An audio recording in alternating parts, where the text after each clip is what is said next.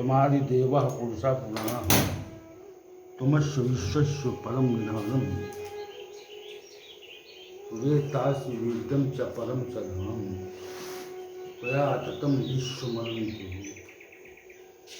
वायु यमः अग्निर्वाणः शशाङ्कः प्रजापतिस्त्वं प्रपितामहश्च नमो नमस्तेस्तु सहस्रकृत्वा पुनश्च भूयोऽपि नमो नमस्ते पुनश्च भूयोऽपि नमो नमस्ते।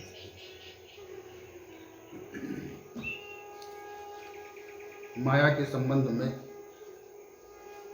चर्चा चल रही है। त्रिगुणात्मक अर्थात त्रिगुणीमयी माया अत्यंत दुष्टर है।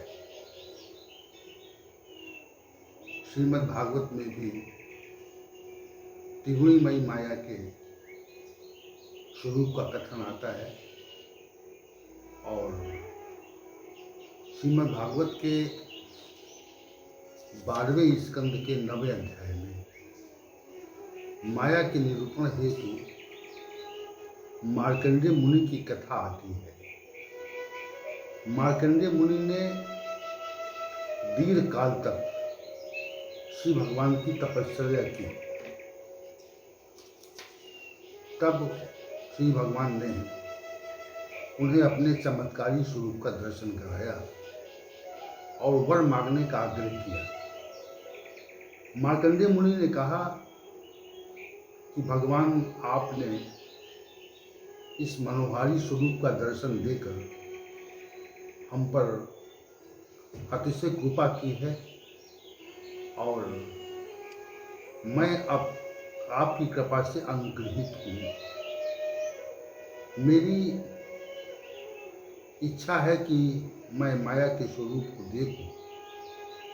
श्री भगवान ने मार्कंडेय मुनि को ये वर दिया और तथास्तु कह करके आप प्रकट हो गए कि आप समय आने पर माया के स्वरूप का दर्शन अवश्य करेंगे।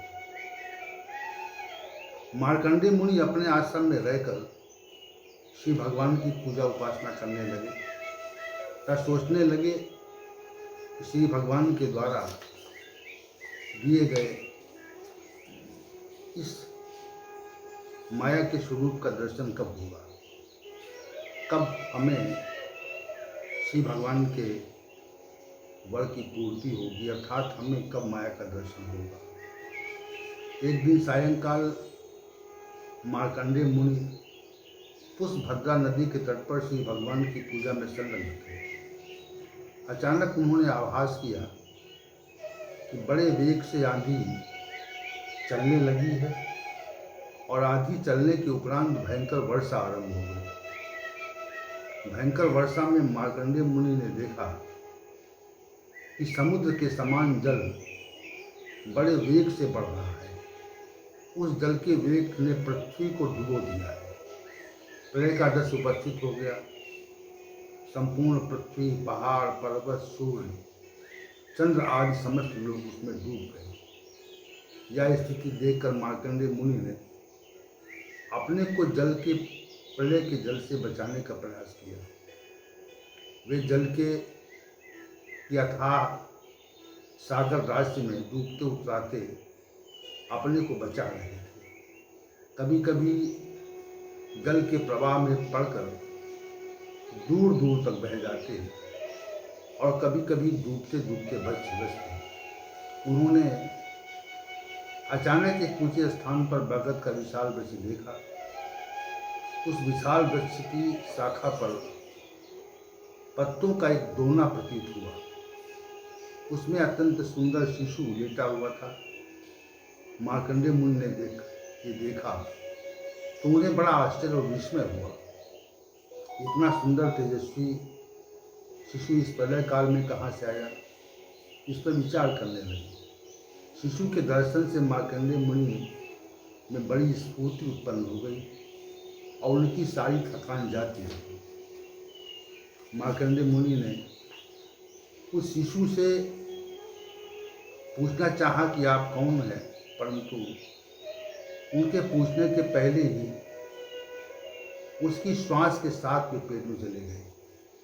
ये सब उसी प्रकार हुआ जैसे कोई छोटा कीड़ा किसी बड़े जंतु के पेट में प्रवेश कर जाता है।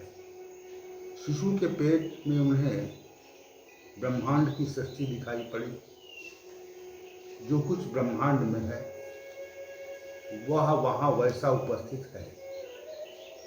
उपस्थित देख करके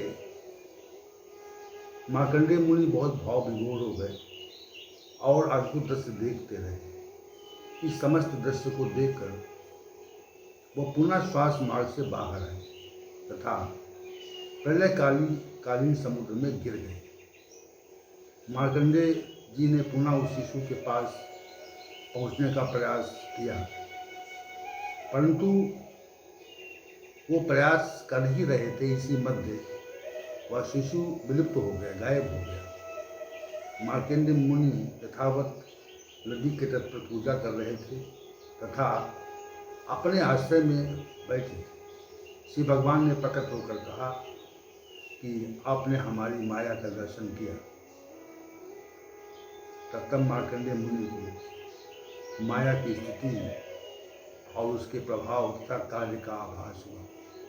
श्री भगवान ने कहा कि माया के गुणों का इतना विस्तार है, यदि पुरुष देवताओं के समान भी आयु प्राप्त कर ले तो भी माया की विवेचना मन और वाणी से नहीं कर सकता। वस्तुतः श्री भगवान की माया बड़ी दुस्तर है, जो समग्र विश्व को नचाती रहती है। हम सभी मानव मात्र भी इसी त्रिगुणीमयी माया के चक्र में निरंतर घुमा करते हैं और हमारे जीवन का अधिकतर समय इस त्रिगुणीमयी माया के प्रभाव में ही समाप्त हो जाता है। उसे हम जान नहीं पाते। वास्तविक रूप से ये त्रिगुणीमयी माया बड़ी दुस्तर है।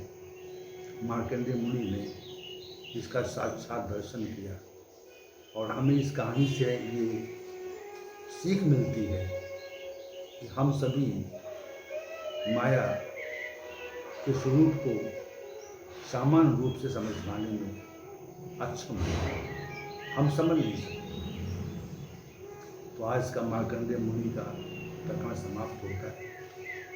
कल हम पंच महाभूतों इत्यादि पर चर्चा करेंगे, क्योंकि ये भगवद गीता के अध्ययन के पूर्व हमें समझना आवश्यक है।